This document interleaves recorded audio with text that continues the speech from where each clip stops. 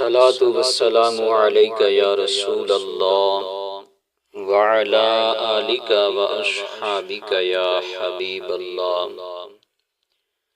عظیم تابعی بزرگ حضرت امام جعفر صادق رحمت اللہ تعالی علیہ نے فرمایا، جو کوئی شعبان المعظم میں روزانہ 700 مرتبہ درود پاک پڑھے گا، اللہ پاک کچھ فرشتے مقرر فرما دے گا جو اس درود پاک کو رسول اللہ صلی اللہ علیہ وآلہ وسلم کی بارگاہ میں پہنچائیں گے۔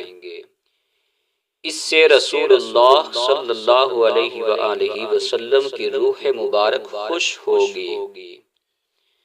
پھر اللہ پاک ان فرشتوں کو حکم دے گا کہ اس درود پڑھنے والے کے لیے قیامت تک دعائے مغفرت کرتے رہو۔ صلو علی الحبیب صلی اللہ علی محمد صلاۃ و سلاما علیک یا رسول اللہ۔